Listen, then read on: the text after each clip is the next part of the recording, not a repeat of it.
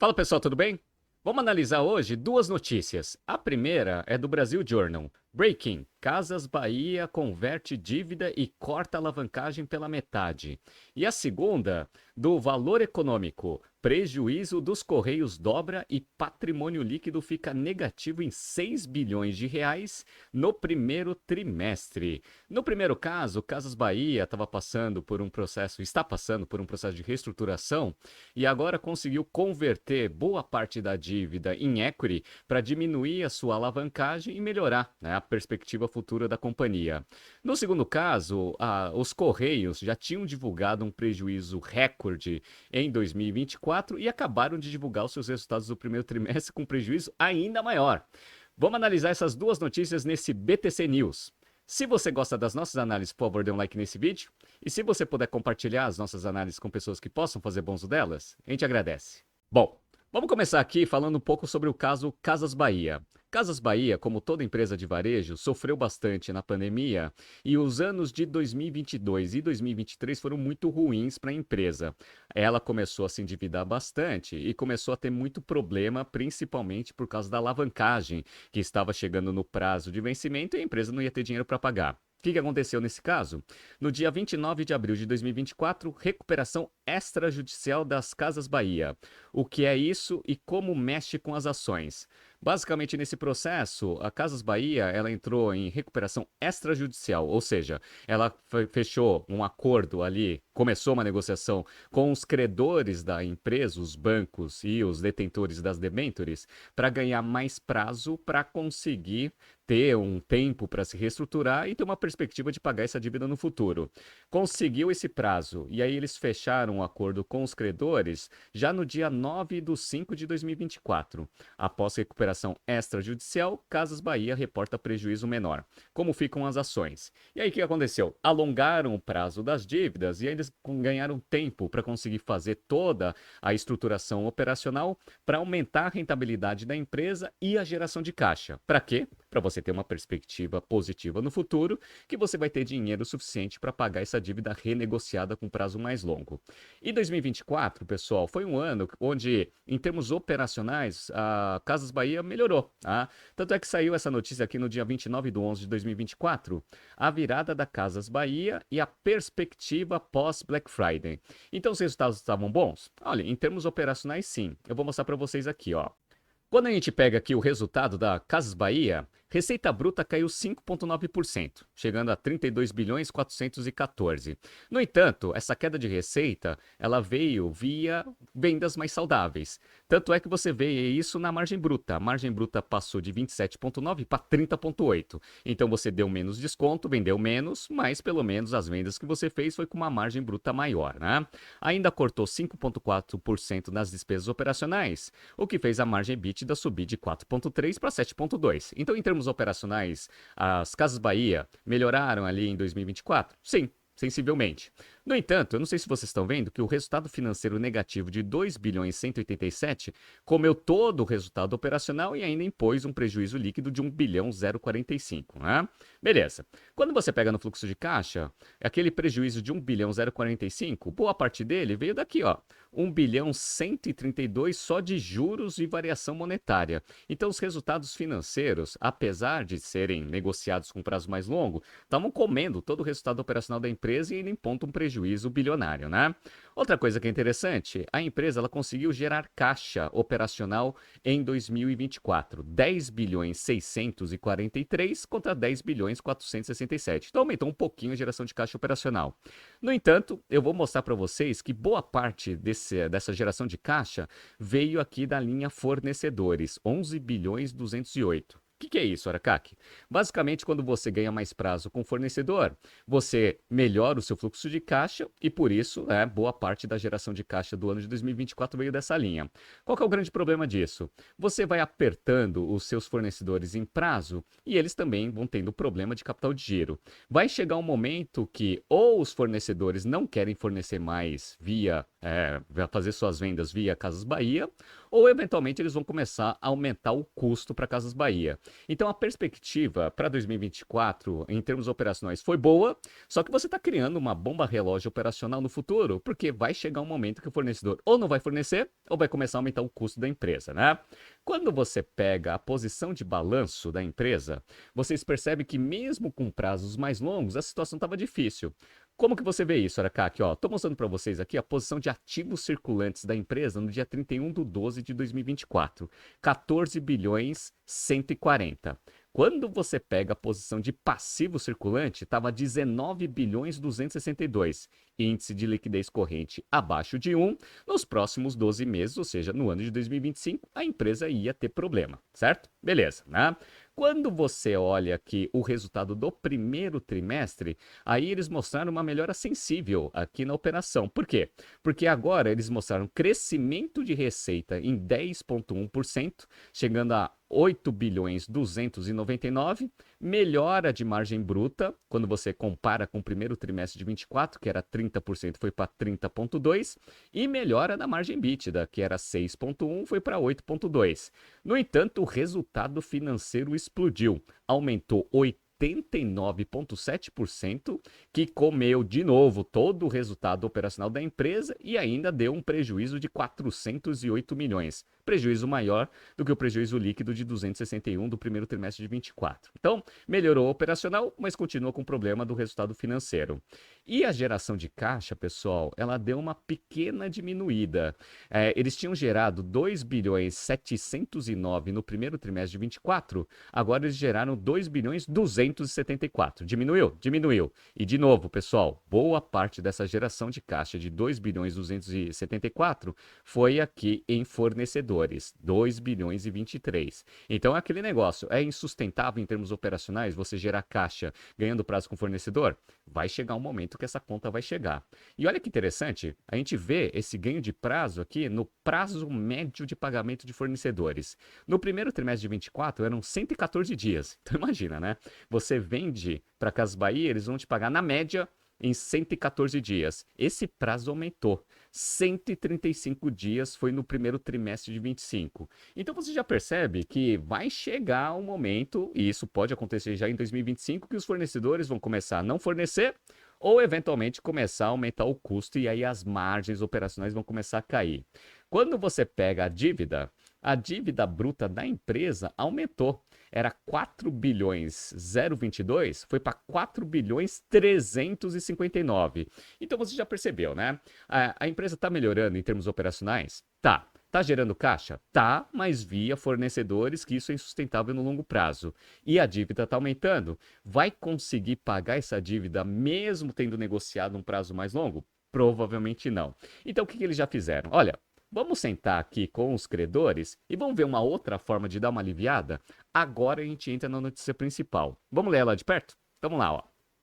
A Casas Bahia acaba de anunciar que concluiu uma negociação com seus credores para a conversão de parte da sua dívida, um movimento que vai reduzir a alavancagem da companhia pela metade, num momento em que as despesas financeiras vêm consumindo todo o EBITDA, como eu mostrei para vocês, né? A Casas Bahia tem hoje uma dívida bruta de 4 bilhões e meio de reais, com uma alavancagem de 1,6 vezes EBITDA.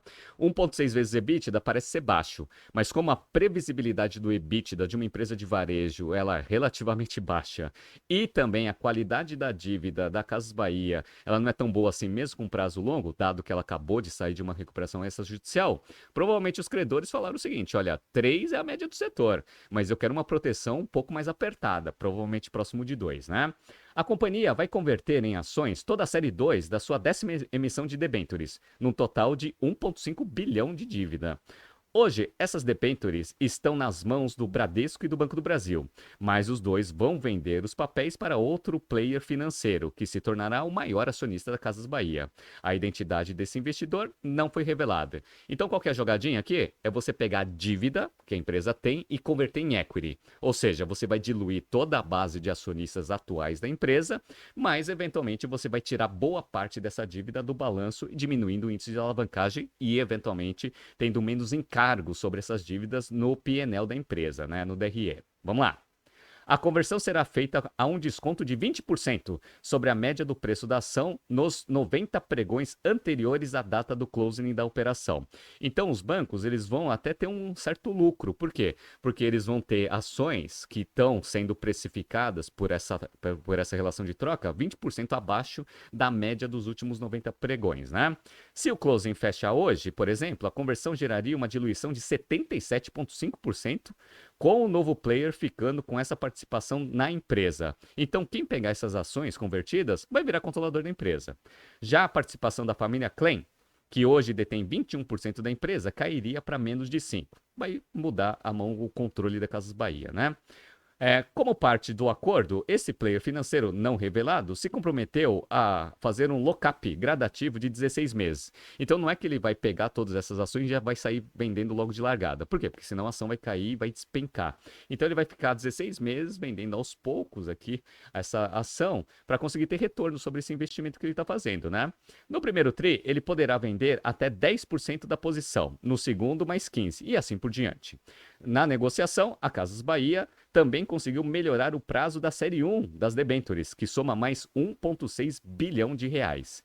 Esta série também está concentrada no Bradesco e no Banco do Brasil, que juntos detêm 54% dos títulos, né? Então eles vão reduzir também o índice de inadimplência desses bancos, que vai melhorar, obviamente, o resultado deles ali nos próximos trimestres. Então foi uma negociação boa para os bancos e também para a Casas Bahia, que vai diminuir o índice de alavancagem, vai pagar menos juros e também vai ter mais tempo agora para conseguir continuar esse processo de reestruturação que eu mostrei para vocês, né? A carência de juros e do principal, que vencia em novembro de 26, foi alongada por mais um ano. O chairman da Casas Bahia, Renato Carvalho, disse ao Brasil Journal que isso vai gerar um benefício adicional de fluxo de caixa de 400 milhões nos próximos 24 meses. Isso é importante por quê? Porque você não consegue continuar gerando caixa ganhando ainda mais prazo com os fornecedores que eu falei para vocês que é uma bomba relógio. Então é interessante resolver esse problema. O Bradesco e o Banco do Brasil também se comprometeram a manter as linhas de crédito direto para a empresa usadas para financiar o crediário do varejista por mais um ano, além dos 2 anos que os bancos já haviam se comprometido. Após esse movimento, a dívida bruta vai cair para 2,9 bi. E a alavancagem vai passar de 1,6 EBITDA para 0,8 EBITDA. A reorganização da estrutura de capital vem no momento em que as despesas financeiras têm consumido todo o EBITDA da Casas Bahia. No ano passado, essas despesas somaram 2 bilhões de reais. Só no primeiro trimestre foram 600 milhões de reais. Então essa é a primeira notícia aqui que eu queria falar para vocês. Interessante esse processo de reestruturação da Casas Bahia. E olha como você precisa mexer várias alavancas ao mesmo tempo. Você tem que ganhar prazo e também melhorar a eficiência operacional e a geração de caixa da companhia. Como ainda a melhora está acontecendo, mas ela não é num patamar que consiga ter, né, uma tranquilidade que essa dívida vai ser paga lá no futuro, tem que ver uma solução para você conseguir equacionar essas 3 variáveis. Conseguiram converter boa parte da dívida em equity, agora, eventualmente, a empresa vai ter ainda mais tempo para continuar esse processo de reestruturação. Então essa foi a primeira notícia de hoje. A segunda notícia é sobre os Correios.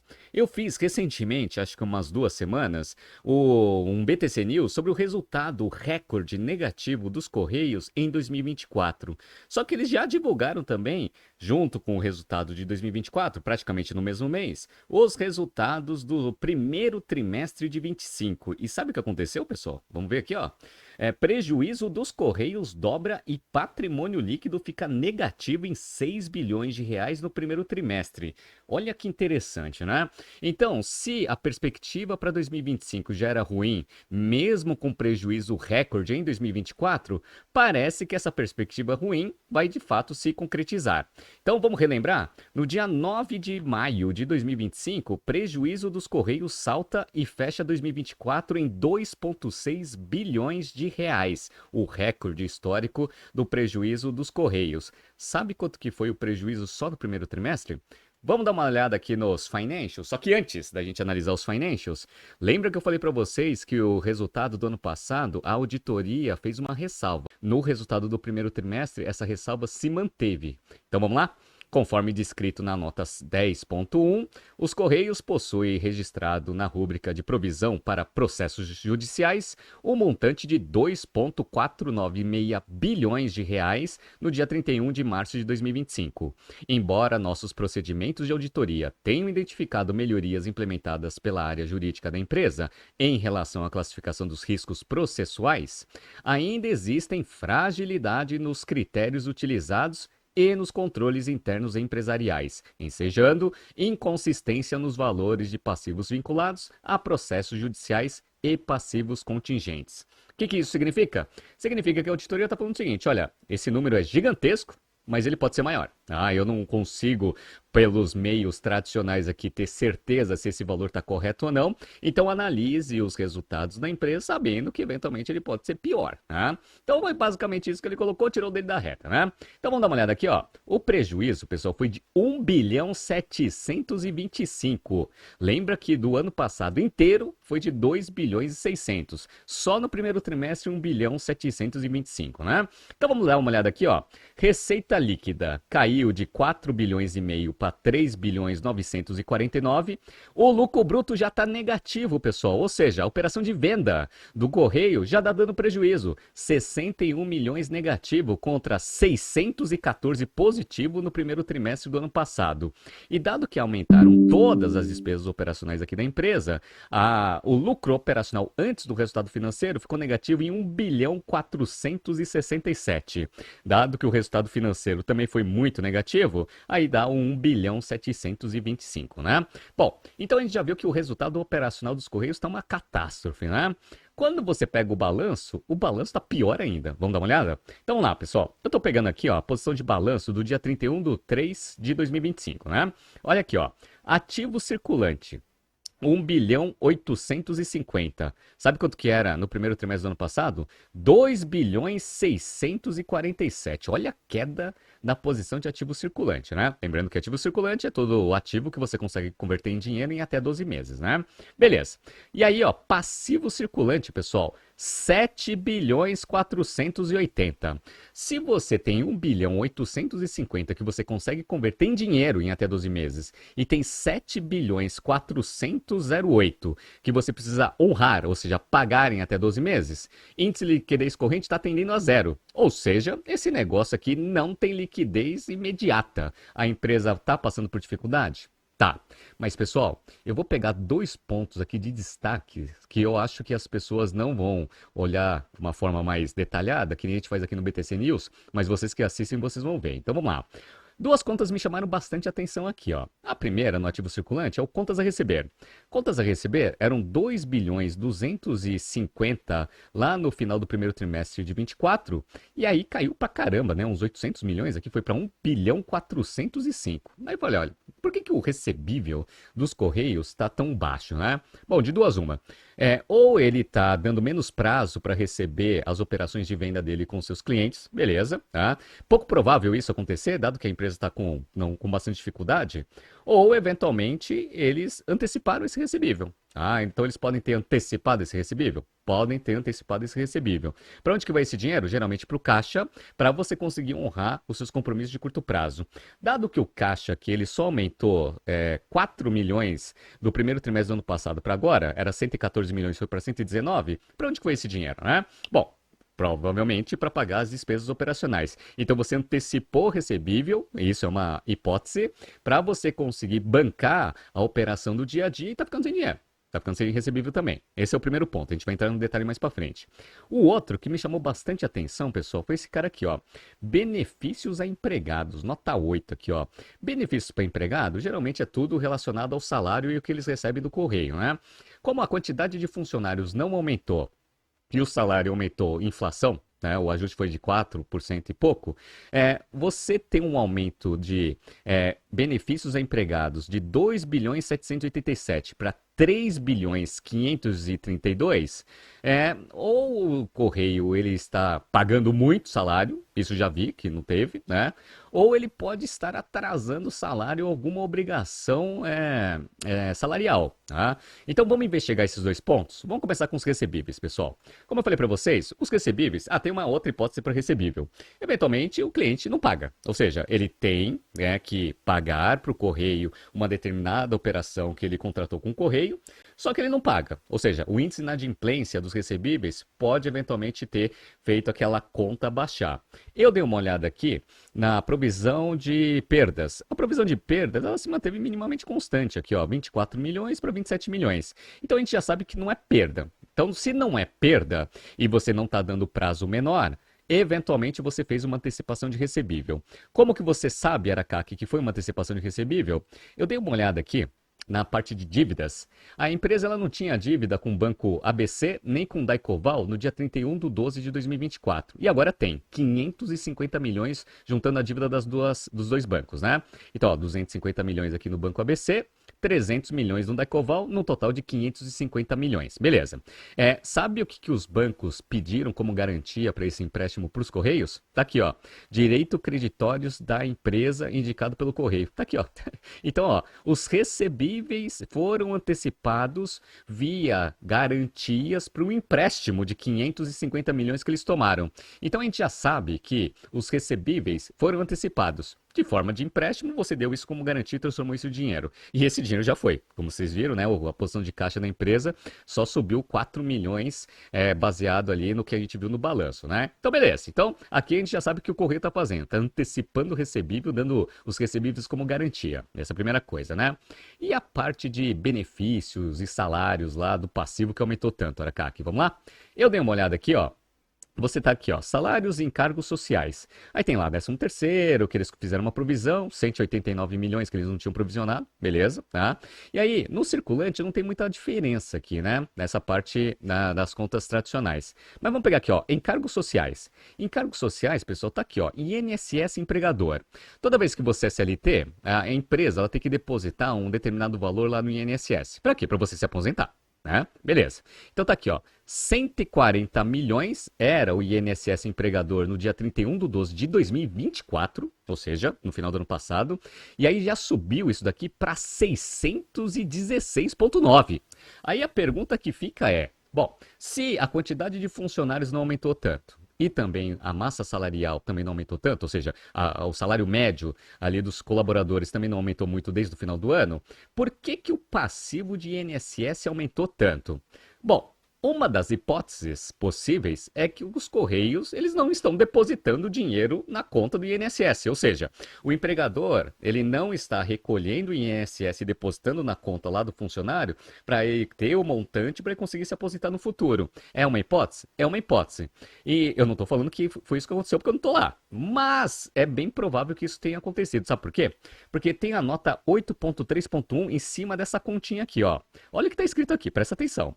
A empresa adota procedimentos para garantir o cumprimento tempestivo de suas obrigações tributárias. Atraso nos recolhimentos serão regularizados de forma gradativa, com os créditos tributários e parcelamentos. Então, ele está falando aqui, pelo que eu entendi, que ele já está atrasado mesmo. Ou seja, ele está atrasando o pagamento do INSS? Parece que sim, olhando essa nota, né? E aí ele fala assim, ó, eu sei que eu estou atrasando, eu vou pagar. Né? Quando eu tiver dinheiro, eu pago. Basicamente é isso. Então, eles estão atrasando o recolhimento de encargos sociais, pessoal. Isso é grave?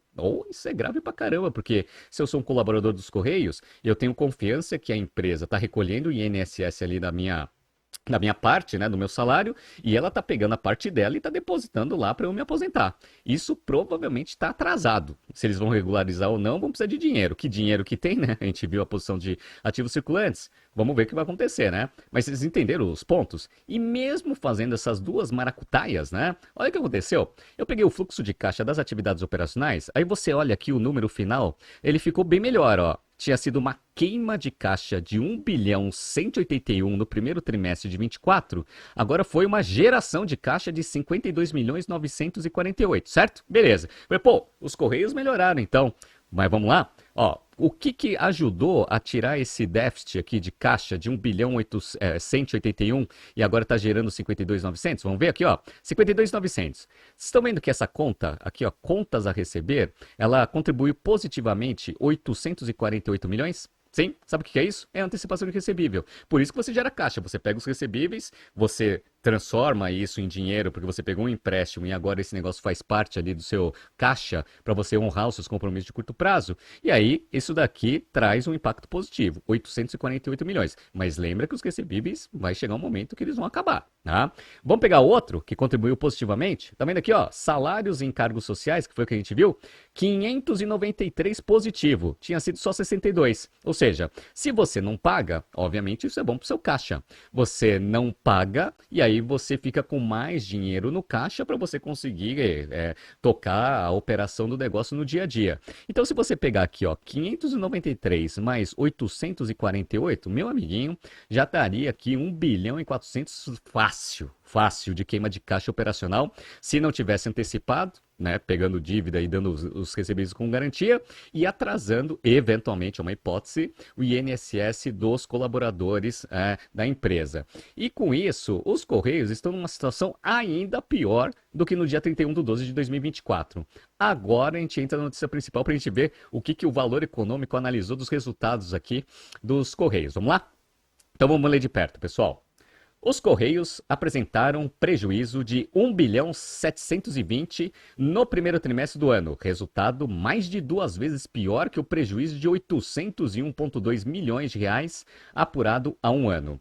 Esse desempenho segue o prejuízo recorde de 2,6 bilhões de reais registrado em todo o ano de 2024. Só em um trimestre já foi mais de foi mais da metade aqui, né? Assim como no balanço do ano passado, o prejuízo do primeiro trimestre de 2025 é explicado por uma receita menor, somada a uma pior estrutura de custos da estatal. Entre janeiro a março, a receita líquida somou 3,95 bilhões de reais, uma queda de 12,2%, ou de 550 milhões comparado com o mesmo trimestre do ano passado, né? Então, caiu a receita, né? Vamos ver as explicações aqui. A queda de receita é explicada principalmente pela queda no faturamento bruto com postagens internacionais, que foram de 945 milhões há um ano, mas caíram para 393,1 milhões no primeiro trimestre de 25. Na linha de custos, o maior impacto veio de encargos com pessoal, que somaram 2,77 bilhões de reais entre janeiro e março de 2025, ante 2 bilhões 540 bilhões reportados há um ano. Então vocês viram que piorou? Piorou, mas não piorou tanto assim, né? De acordo com os Correios, o incremento de custo com pessoal deve-se ao reajuste salarial e outros benefícios aos empregados estabelecidos no Acordo Coletivo de Trabalho de 2024 e 2025. Destaca-se o reajuste linear de 4,11% para mais de 55 mil empregados e o resgate de cláusula sobre gratificação de 70% de férias, né? Então vocês viram que a massa salarial ela aumentou 4,11% por causa do reajuste. Então o reajuste foi de 4,11%, isso é uma das explicações. Mas vocês viram que salários e encargos no passivo aumentou muito. E aí agora a gente já viu a nota explicativa, a gente já sabe a razão, né? Beleza, vamos lá? A empresa também registrou um aumento de 255,8 milhões de reais na despesa com precatórios e requisições de pequenos valores, que totalizaram 389,7 milhões, refletindo a liquidação de obrigações judiciais. Abre aspas. Esse incremento decorreu principalmente de ações de natureza trabalhistas, com decisões desfavoráveis e atualizações, impactando o resultado no período, fecha aspas, explicou a estatal em documento que acompanha o balanço. Outro fator que impulsionou o prejuízo bilionário foi o resultado financeiro da companhia, que ficou negativo em 232,4 milhões entre janeiro a março deste ano, mais de 5 vezes pior que o resultado negativo de 43 milhões há um ano. Também começou a pegar dívida lá com o Banco ABC e com o Daicoval. Eles, obviamente, estão cobrando juros em cima desse empréstimo que a empresa contraiu, né?